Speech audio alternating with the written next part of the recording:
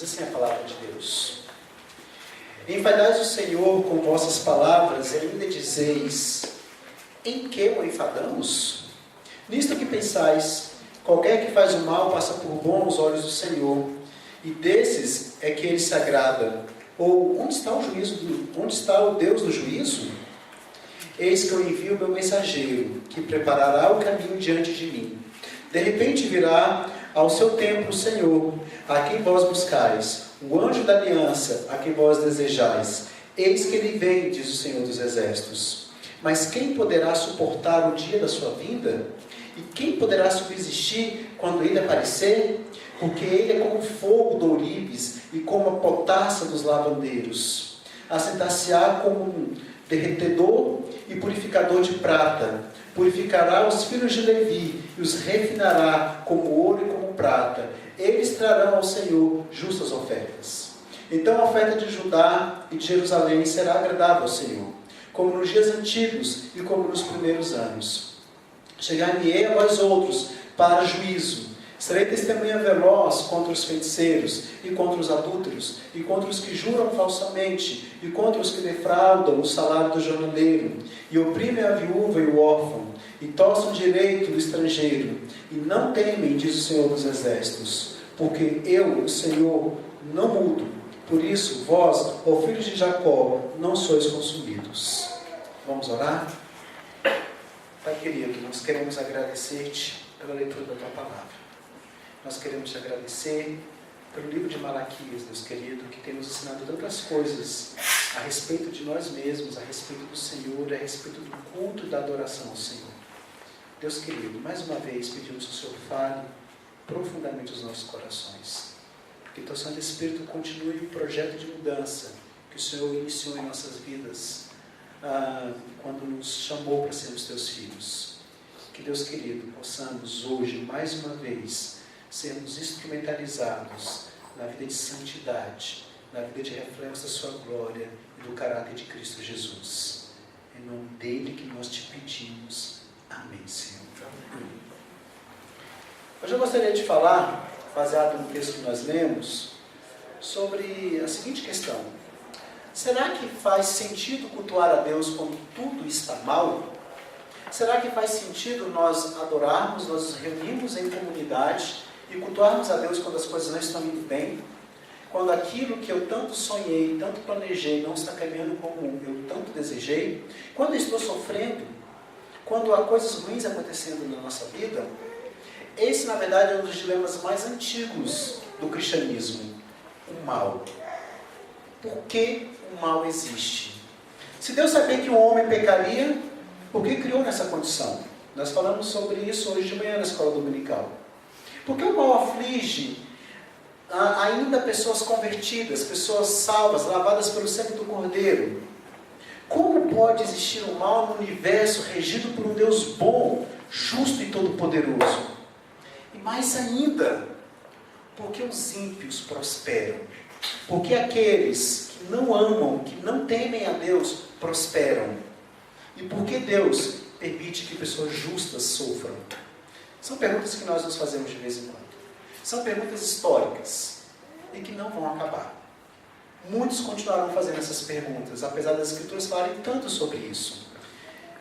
Hoje em dia nós temos basicamente 3 respostas fora do cristianismo para a questão do mal, para a questão das coisas acontecerem do jeito que acontecem.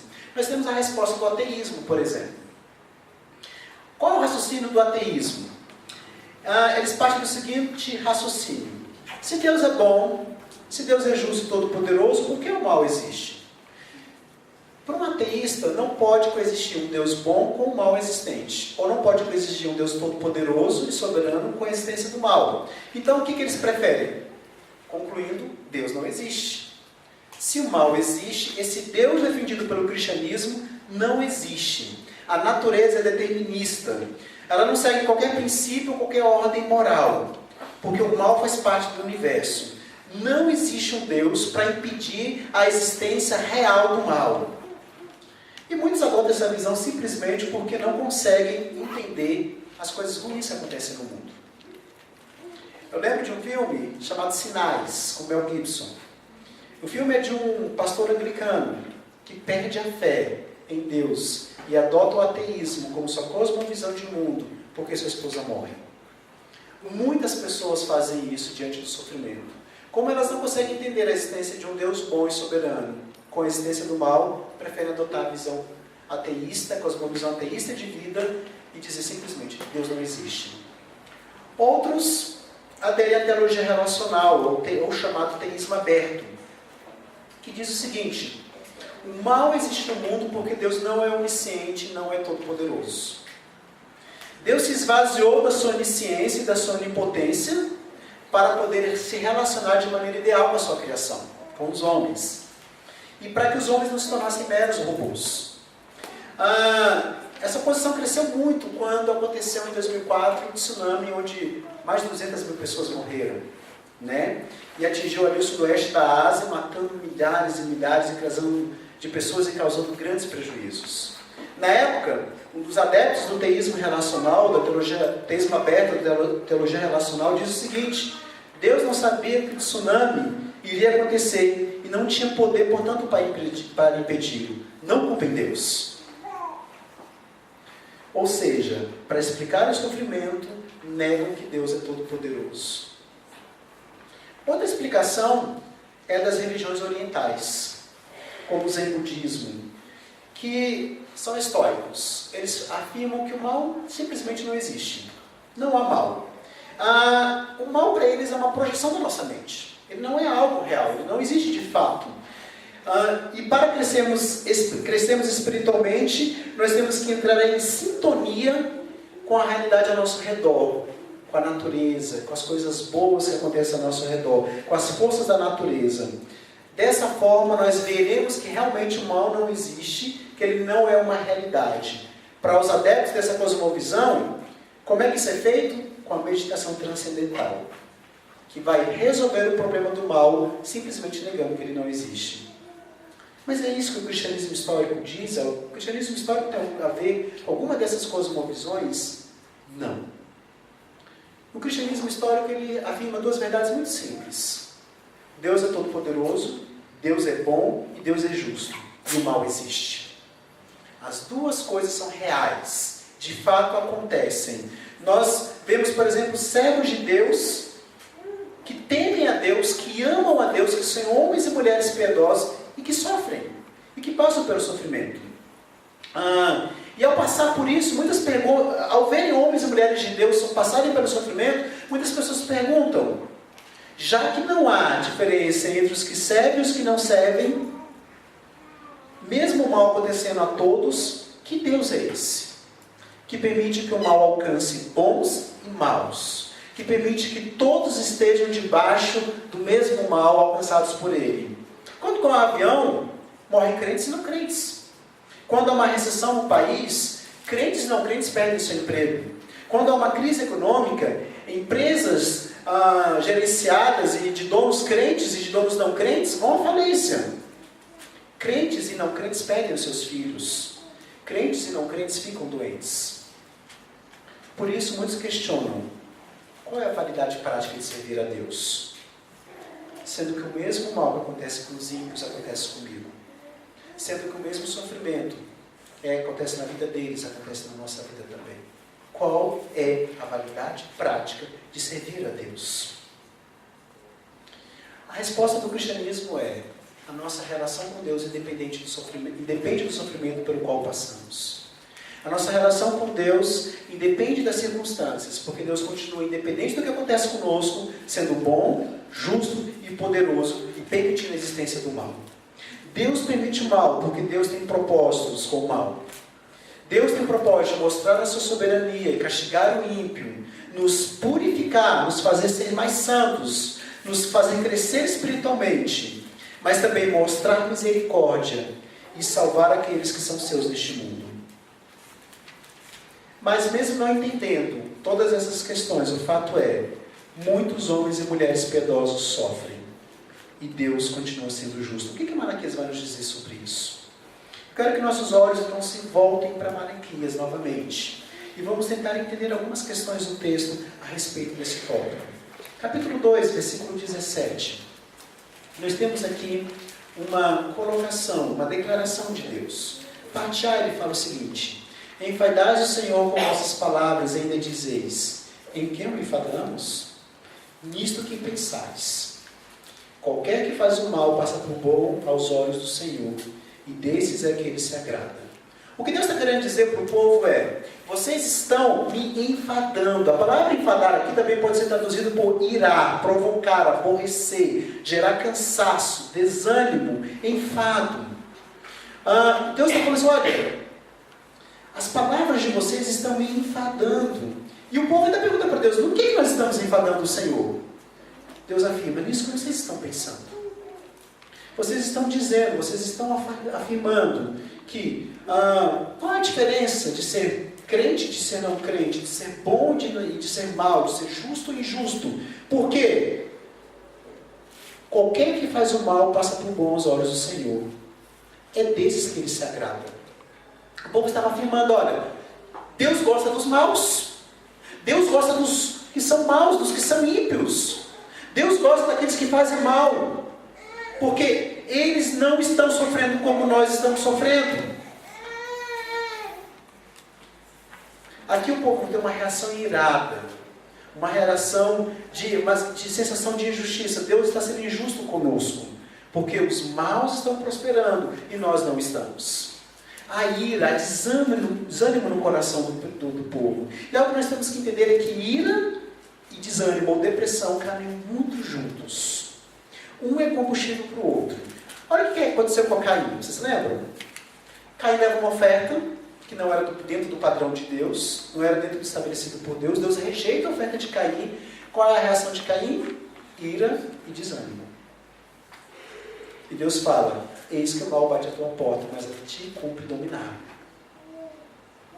Ou seja, são questões que andam muito juntas. Exatamente essa reação que o povo estava tendo. O povo estava olhando para si próprio, vendo que não prosperava, olhando para ímpios e vendo que eles prosperavam. O povo estava ficando irado com Deus e desanimado com Deus. Parte B, o povo ainda questiona: onde está o Deus do juízo? O povo estava questionando a fidelidade de Deus, perguntando com cinismo: em que temos aborrecido o Senhor? E Deus responde claramente: nos pensamentos de vocês. Nos pensamentos que vocês estão dizendo que eu sou injusto na maneira de tratar as pessoas. Na acusação que vocês fazem, em que eu não vejo diferença entre o justo e o injusto, entre o mal e o bem. Vocês estão pensando que eu acho bom fazer o que é mal. Estão inclusive questionando a minha capacidade de ser justo. Porque para vocês, o único sinal de bênção é o fato das pessoas prosperarem. E o fato dos ímpios prosperarem sem temer a Deus está fazendo com que vocês entendam que eu sou injusto. E o povo então pergunta: onde está o Deus do juízo? O que estava aborrecendo Deus? O texto é claro: a murmuração do povo, a acusação do povo falando que Deus era injusto em seu trato. E mais ainda, que Deus não era tão sábio assim. O questionamento do povo para com a ação de Deus. E a questão mais profunda aqui, que é expressada por essas perguntas é: será que vale a pena servir a Deus? Será que vale a pena servir a um Deus que aparentemente se agrada mais do ímpio? Quem são os ricos desse mundo? Quem são os prósperos deste mundo? Quem são os populares deste mundo? Quem são os que têm fama neste mundo? Justamente os que não temem a Deus e praticam iniquidade. E vivem de maneira desregrada. De modo, assim parece que Deus se agrada deles. Parece que Deus se agrada dos maus, porque eles é que estão prosperando. O problema aqui, meus irmãos, não está no fato do mal prosperar e do justo, do bom não prosperar. O problema aqui está na maneira interpretativa que o povo está tendo para com Deus e a ação de Deus. Eles estão interpretando a bondade de Deus, a justiça de Deus, o poder de Deus, por lentes da prosperidade financeira. O problema aqui é de interpretação da ação de Deus. E o povo fala: nós cultuamos a Deus, nós tememos a Deus, E que benefício prático estamos tendo disso? Nós estamos sofrendo, estamos sendo oprimidos, vivemos em uma situação financeira caótica. A conclusão que o povo estava tendo é: não vale a pena servir a Deus, porque não temos aquilo que queremos ter de Deus. Não temos o que os ímpios estão tendo de Deus. E a grande pergunta que se faz é: vale a pena servir a Deus? No próprio versículo 17, Deus, ao fazer questionamentos, Ele também vai dando respostas. Felizmente para eles, mas felizmente para nós, Deus responde o que eles não querem ouvir. Eu acho que eles esperavam assim: olha, tá bom, então tudo bem, eu vou abençoar vocês e vou castigar os persas. Porque aqui a análise comparativa era entre o povo, Israel, e os persas. Os persas que estavam dominando Israel, estavam prosperando, uma nação de conquistas, e que estava se enricando com a pobreza de outros povos.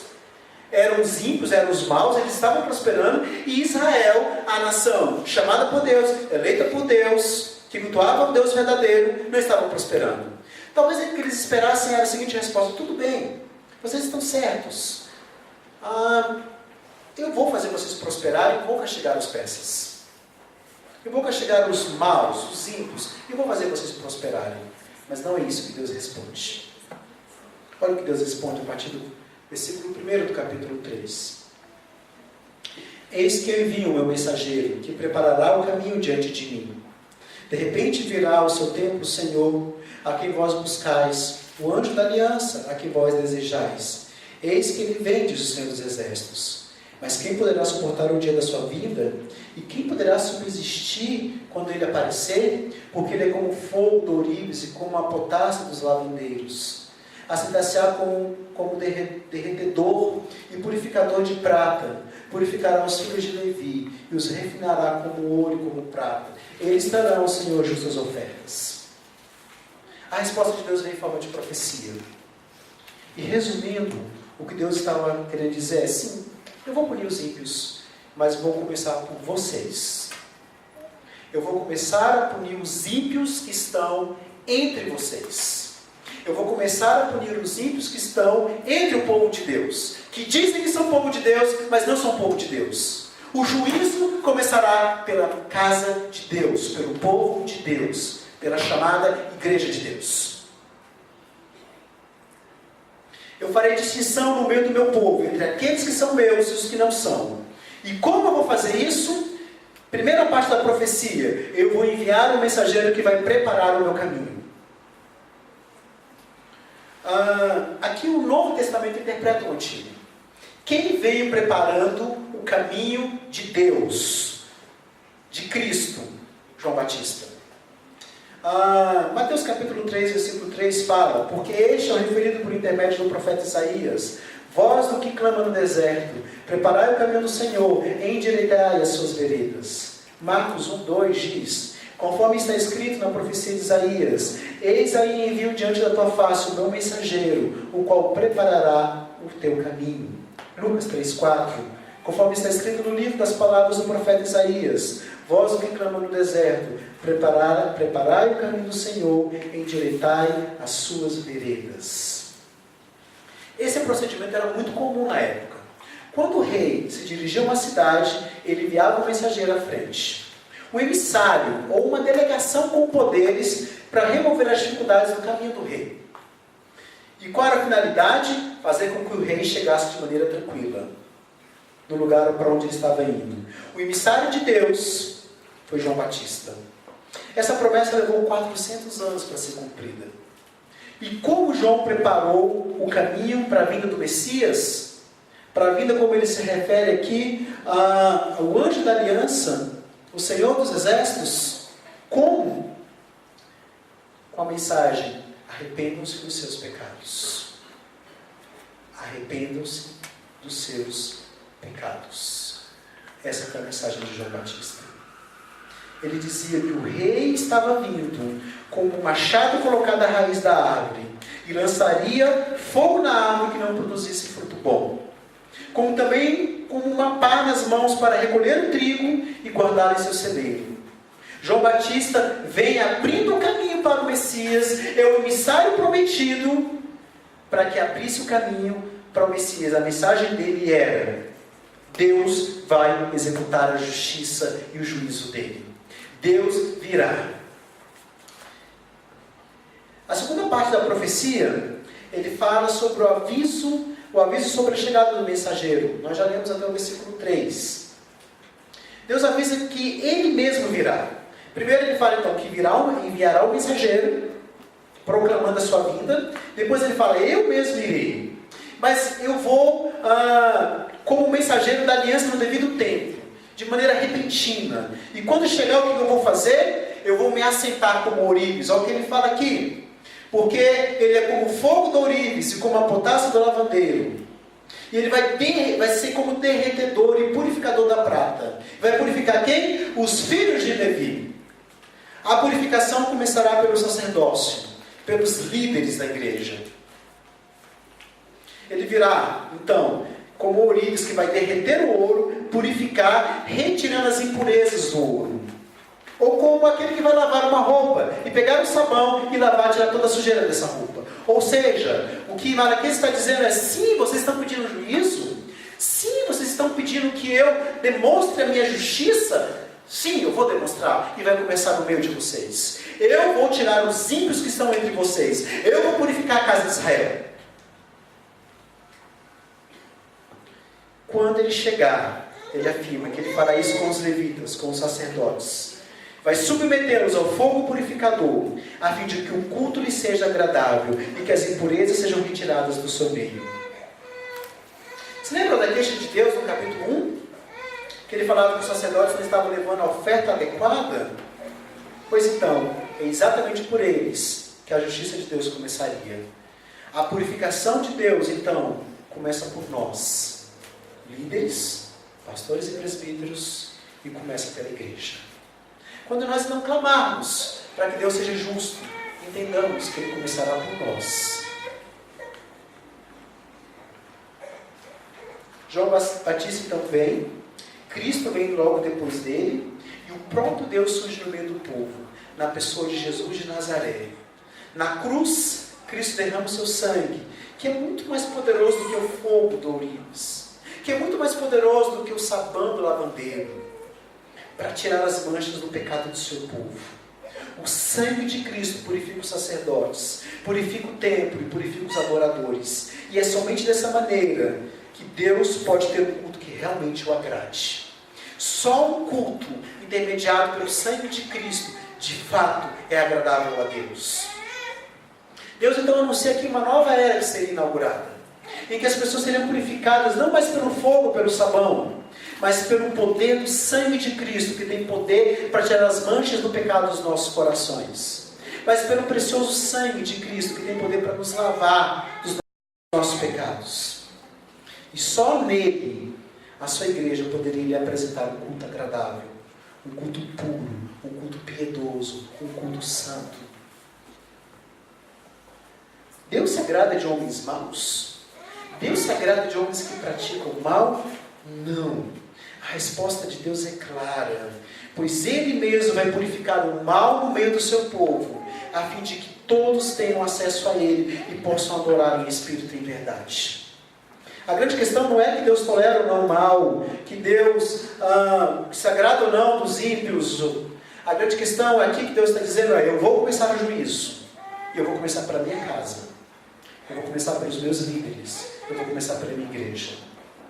Terceira parte da promessa, o aviso sobre a testemunha que vai promover o juízo. Versículo 4. Então a oferta de Judá e de Jerusalém será agradável ao Senhor, como nos dias antigos e como nos primeiros anos. Chegar-me-ei a vós outros para juízo. Serei testemunha veloz contra os feiticeiros, contra os adúlteros, contra os que juram falsamente, contra os que defraudam o salário do jornaleiro, e oprimem a viúva e o órfão, e torcem o direito do estrangeiro, e não me temem de seus exércitos, porque eu, Senhor, não mudo, por isso vós, ó filhos de Jacó, não sois consumidos. Então, quando Deus vier, não virá apenas para purificar o seu povo, a fim de que lhe rendam um verdadeiro culto, um culto correto, mas Ele vai condenar os ímpios que estão no seu povo. Quem são esses? Ele cita os que praticam feitiçaria, os que são mentirosos, os que juram falsamente, os que defraudam o salário do trabalhador, os desonestos, os que oprimem órfãos e viúvas, os adúlteros, os que torcem o direito dos estrangeiros e os que não temem a Deus. A justiça de Deus começará por nós, crentes. Pedro repete o mesmo, quando fala que o fogo de Deus começará purificando a casa de Deus. Quando isso aconteceu? Quando o Messias vem. Quando se cumpre a promessa da vinda de Cristo. O culto não mais foi realizado por meio de sacerdotes impuros, mas por meio de um novo sacerdote, por meio do sumo sacerdote, como Hebreus fala, por intermédio de quem nos achegamos a Deus. O culto onde os adoradores são purificados pelo sangue de Cristo é hoje o único culto aceitável a Deus, porque ele é oferecido pela mediação de Cristo, Filho de Deus. No versículo 6 ele explica porque tudo isso vai acontecer, porque fará tudo isso. E Deus deixa claro, eu não mudo os meus propósitos de ter um povo, eu não mudo a minha aliança com o meu povo. Ele mesmo vai nos purificar entre os povos que não temem e que praticam toda iniquidade. Porque Deus, conforme o versículo 6 diz, eu sou imutável. Eu sou o mesmo Deus desde a antiguidade. E por ser imutável é que Ele nos tem como seus filhos. Por ser imutável é que Ele não muda a aliança. Por ser imutável é que Ele continua nos purificando, nos renovando. Para que possamos continuar sendo o seu povo querido, especial, resgatado pelo sangue do seu Filho. Por ser imutável é que podemos ter confiança em Deus e acesso a Deus. Porque Ele não muda a aliança dEle. Porque Ele não abre mão dos seus. Por isso nós somos destruídos. Porque Deus é imutável. Ele é o mesmo Deus que nos predestinou para si e que nos purifica pelo sangue do seu Filho. Quero fazer agora algumas aplicações. Primeiro eu quero fazer aplicações pessoais, a partir do texto que nós lemos.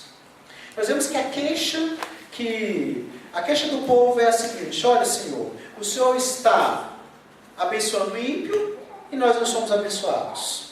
Essa é a queixa do povo. Será que vale a pena servir a um Deus assim, que abençoa pessoas más e que castiga pessoas que são boas? Será que vale a pena? Isso acontece conosco até hoje. Eu quero primeiro fazer aplicações pessoais. De que maneira isso é revelado? De que maneira é revelada a nossa insatisfação com Deus? De que maneira é revelado o nosso descontentamento com Deus, a nossa ira contra Deus? Que dificilmente admitimos, mas que ela é revelada pelo nosso mau humor. Ela é revelada. Pela nossa frustração. É revelada. Pela nossa apatia. Pelo nosso desânimo, assim como o povo estava. Pela nossa depressão. Muitas vezes, esses sentimentos, essas atitudes, essas expressões revelam um desapontamento com a bondade de Deus e uma desconfiança do poder de Deus. Nós não falamos com os nossos lábios, mas o nosso comportamento muitas vezes dizem: será que vale a pena servir a um Deus que não me abençoa do jeito que eu gostaria de ser abençoado? Que abençoa pessoas que nem o temem e não me abençoam tanto? Será que vale a pena? O povo, diante da situação que estava vivendo, colocou a culpa em Deus, se irou contra Deus. O que devemos fazer quando formos tentados a agirmos assim? Quero te dar algumas orientações. Orientações que o próprio texto nos dá de maneira algumas direta ou outras de maneira indireta. Reafirme a sua crença na soberania, poder, sabedoria e bondade de Deus em Cristo Jesus. Não se esqueça disso. Deus, independente do que acontece a você, independente do seu dia, independente do seu sofrimento, Ele é soberano, Ele é poderoso, Ele é sábio e Ele é bondoso. O seu sofrimento não define quem Deus é. A sua realidade não define quem Deus é. Ele mesmo se autodefine. E Ele fala isso para nós. Converse com Deus em oração sobre o que a sua palavra está lhe ensinando. Segundo, para você não ser tentado por essas reações que expressam descontentamento, Rejeite a tentação e a blasfêmia de acusar Deus de maldade, ou de levantar dúvidas sobre o caráter e os propósitos de Deus. Despreze as vozes terapêuticas que dizem: não há nada de errado em ficar irado com Deus. É errado, é pecado, porque a ira contra Deus revela que eu estou dizendo que Deus não é tão sábio, tão bom quanto Ele fala que é. Ou seja, eu chamo Deus de mentiroso. Reconheça sua capacidade limitada de sondar os decretos de Deus. Sua mente é finita, ela é caída, ela é incapaz de compreender todos os caminhos e nuances da sabedoria de Deus. Você não é responsável por entender plenamente Deus, mas por confiar e conhecê-lo na medida da sua revelação. Por agradá-lo. Isso você é responsável, mas você não vai entender todos os caminhos de Deus. Descanse nas coisas reveladas de Deus. Confesse a Ele a sua ignorância quanto a seus caminhos ocultos e afirme a sua fé essencial, ainda que fraca e confusa. Lembre-se, a prova do amor de Deus, conforme o capítulo 1 fala, conforme Romanos capítulo 5, versículo 8, Romanos capítulo 8, 28 e 29. A prova do amor de Deus é a nossa eleição em Cristo Jesus. É o fato de Ele ter morrido por nós. Essa é a prova dele. E Ele está conosco no meio do nosso sofrimento. Aprenda a reconhecer diante de Deus, com fé honesta e com submissão, seus pensamentos e sentimentos. Nós vemos isso nos Salmos. O Salmo 62 nos mostra isso, o Salmo 88 nos mostra isso, Jó nos mostra isso, Jeremias nos mostra isso, o próprio Cristo na cruz nos mostra isso. Nós vemos servos, homens e mulheres de Deus que foram transparentes e derramaram seu coração diante de Deus. E perguntaram coisas para Deus. E demonstraram sua perplexidade diante do sofrimento que estavam vivendo. Isso é lícito. Isso é correto. Não há mal nenhum nisso.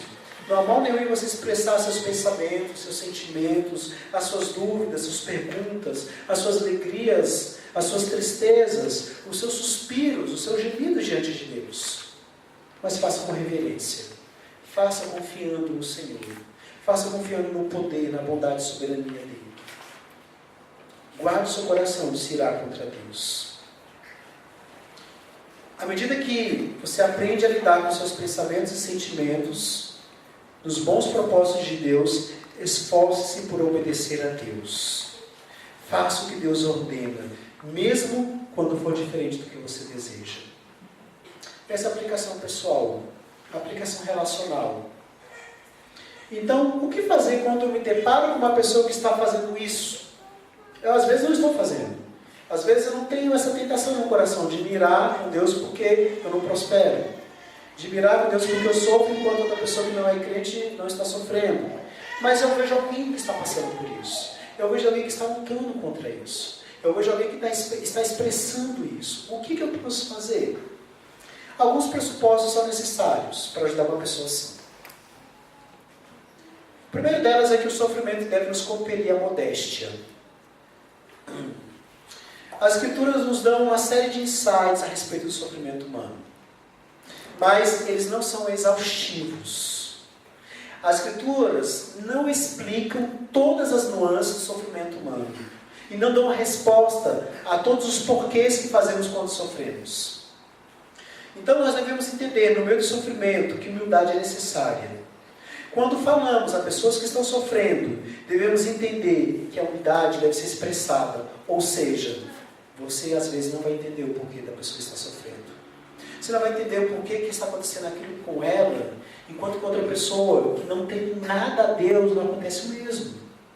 Seja humilde. Entenda, eu não vou compreender tudo. Não tente interpretar o sofrimento. Muitas vezes nós queremos interpretar. Os amigos de Jó fizeram isso, né? Péssimos conselheiros. Não, você está sofrendo por causa do seu pecado. Uma explicação tão simples, tão básica. Se arrependa, peça perdão e tudo vai ficar bem. Nem sempre é assim. Nem sempre tem essa relação de causa e efeito.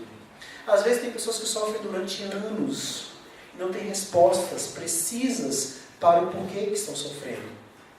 Tudo que elas podem imaginar muitas vezes é que são pecadoras e por isso Deus não está dando uma resposta a elas. Ou, por um outro lado, que são extremamente limitadas.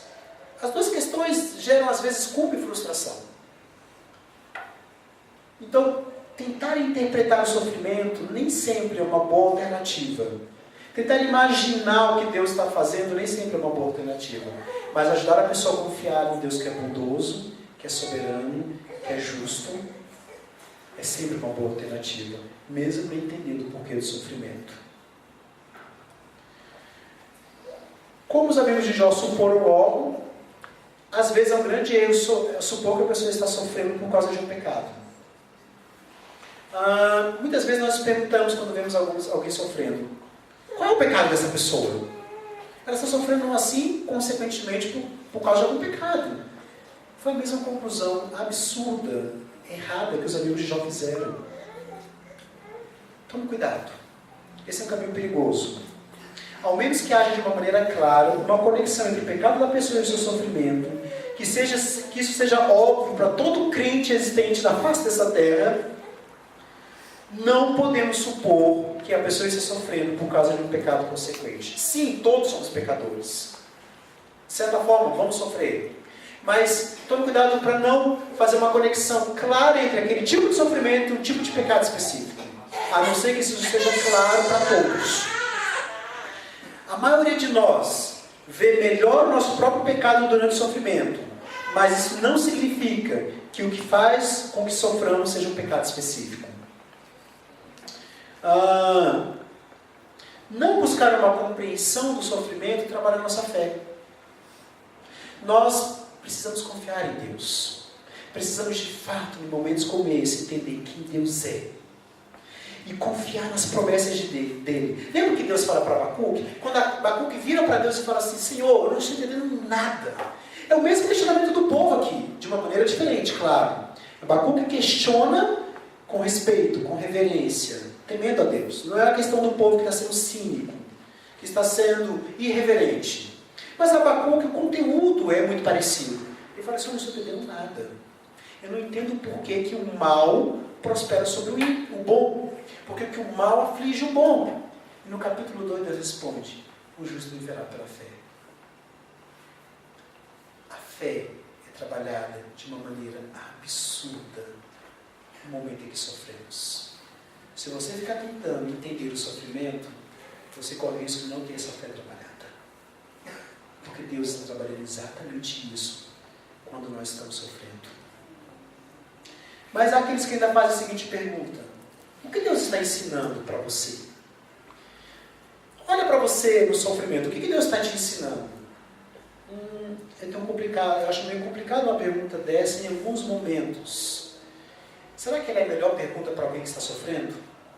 Será que é o melhor que nós podemos fazer para alguém que está sofrendo? Eu acho que é melhor nós substituirmos essa pergunta por outra. Como eu posso orar por você? Como eu posso caminhar com você no meio do seu sofrimento? Como eu posso te dar meu ombro para te ajudar a lidar com o sofrimento? Quando coisas acontecem que você não entende. Eu acho que essa é melhor do que ficar tentando entender um fim didático específico para a pessoa com isso, sofrimento específico. E por fim, uma aplicação cultica. O texto deixa claro que Deus tem zelo pelo culto a Ele. Deus tem zelo pelo culto que é agradável a Ele. Ele gosta de ser adorado. Deus tem alegria nisso. Malaquias nos mostra todo o empenho de Deus para que pudesse ter um povo que lhe trouxesse uma oferta agradável. Ele veio para o nosso meio, se fez um de nós, morre na cruz em nosso lugar, para que possamos cultuá-lo também de maneira que se agrade, de maneira que o culto seja agradável a Ele. Portanto, o culto não é coisa sem importância, o culto não é algo secundário, ele está no coração do próprio Deus, é a alma da igreja, é a expressão da fé da igreja mais importante que temos diante do mundo. Segunda questão em relação ao culto: a única forma que temos de prestar um culto que agrade a Deus é sendo purificados pelo sangue de Cristo. Ele é o ourives que nos purifica, o lavandeiro que nos lava. Por isso Deus não aceita um culto de quem não é regenerado, de quem não teve seus pecados purificados. Deus não deseja a adoração de pessoas que não foram lavadas pelo sangue de Cristo. E assim não podem se achegar diante de Deus, porque não estão em Cristo Jesus. Somente Cristo nos possibilita a prestar um culto verdadeiro. Nenhuma obra minha, nenhum culto meu, tecnicamente certinho, vai fazer com que eu me achegue a Deus, a não ser que eu esteja em Cristo Jesus. Sem Cristo, não há culto que agrade a Deus. Sem Cristo reinando em nossos corações, não há culto agradável a Deus.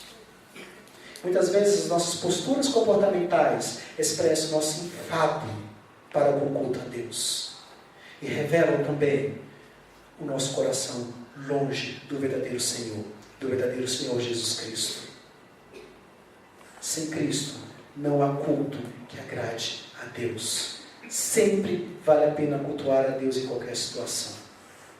Pois o próprio Deus, na pessoa do Filho, veio ao nosso meio para nos purificar. Não é o que eu faço que faz valer a pena. Não é o que acontece aqui que faz valer a pena. Não é se as coisas estão do jeitinho que deveriam ser que faz valer a pena. É o sangue de Cristo. Quando nós desprezamos o que acontece aqui, desprezamos o sangue de Cristo. Quando desprezamos as coisas que estão sendo ditas, pregadas, ensinadas na palavra de Deus, cantadas a Deus, desprezamos as orações, mesmo de maneira ingênua e humildes feitas a Deus, nós desprezamos o sangue de Cristo. Porque é Ele que nos capacita a, de fato, cultuarmos a Deus como Deus quer ser cultuado. É Ele que, de fato, sonda os nossos corações. Quando eu leio, por exemplo, Mateus capítulo 7, aquele texto me faz me arrepiar, me faz ficar com o coração alarmado. Porque em Mateus capítulo 7, Jesus fala de algumas pessoas que chegarão diante dele, achando que são salvas. Vão falar assim: Senhor, em teu nome eu fiz milagres. Senhor, em teu nome eu expulsei demônios. Senhor, em teu nome eu fiz profecias. Ou vamos colocar em outras questões: Senhor, em teu nome eu preguei. Senhor, em teu nome eu dei aula na escola dominical. Senhor, em teu nome eu fui ao culto todos os domingos. Senhor, em teu nome eu fiz tantas coisas boas que o Senhor disse em sua palavra que eu devo fazer. E Jesus vai virar para elas: não, vos conheço. Apartai-vos de mim, vós que praticais a iniquidade. Sabe o que mais espanta nesse texto? É porque as pessoas chegam diante de Cristo achando que são salvas. O justo juiz vai separar o joio do trigo, infelizmente, após a morte de alguns. Muitos de nós, talvez, morramos achando que somos salvos. Morramos convencendo toda a igreja que somos salvos. Mas seremos rejeitados diante de Cristo. Por quê? O que ele fala? Apartai-vos de mim, vós que praticai a iniquidade. Apartai-vos de mim, vós que viveis como se não existisse lei. Apartai-vos de mim, vós que viveis como se não existisse a lei, que manda amar a Deus acima de todas as coisas e ao próximo como a si mesmo. Apartai-vos de mim, vós que praticais a iniquidade. A promessa aqui se cumpriu, mas ela continua. Haverá o dia que o justo juiz virá separar o joio do trigo. Começará o juízo pela casa dele, por aqueles que estão nas igrejas, por aqueles que se acham que são salvos, por aqueles que convencem todos que são salvos, mas que diante de Cristo serão rejeitados. Isso é o que mais me faz tremer diante desse texto de Mateus capítulo 7 e também de capítulo 15, vai falar sobre isso. O fato de acharmos que somos salvos e muitas vezes não seremos. Como eu consigo claramente começar a analisar a minha consciência a respeito disso? Amar a Deus e amar ao próximo. Amar a Deus acima de todas as coisas e ao próximo como a mim mesmo. Você tem amado a Deus acima de todas as coisas? Se sim, você tem que amar o próximo como já se ama. Essa é a orientação que Deus tem para nós. Culto verdadeiro é o culto intermediado por Cristo Jesus, por aqueles que de fato amam e professam o Senhor Jesus Cristo. não só de lábios, não só de hábitos, mas verdadeiramente em seus corações, que são revelados em hábitos e em palavras também, mas que não se resumem a hábitos e palavras. Vamos orar? Meu Pai querido, eu quero te agradecer pelo dia de hoje. Eu quero te louvar, Deus querido, porque sua palavra traz vida para nós. Pai querido, ajuda-nos a olhar para os nossos próprios corações e a perceber, Deus querido, se há ali focos de ira contra o Senhor, focos de descontentamento contra o Senhor, de algum tipo de inimizade ao Senhor, Deus. Ajuda-nos a perceber, Deus querido, se há focos de falta de amor aos nossos irmãos, de falta de paciência, de falta de compreensão, de falta de confrontação amorosa. Ajuda-nos a perceber, Deus. Ajuda-nos a perceber, Deus querido, se realmente o nosso culto é agradável ao Senhor. Se de fato estamos te cultuando dentro do que o Senhor estabelece. Se de fato estamos cultuando, entendendo que Cristo é o sumo sacerdote. Que tudo tem que ser por intermédio dele. E que nisto, Deus querido, ao percebermos isso, podemos fazer o que fazemos de maneira que agrade a Ele, ao Senhor. Pai querido, que acima de tudo, em primeiro lugar, possamos olhar para os nossos próprios corações e mudar conforme a Tua palavra quer que mudemos. Em nome do Teu Filho Jesus Cristo que pedimos. Amém, Senhor Deus.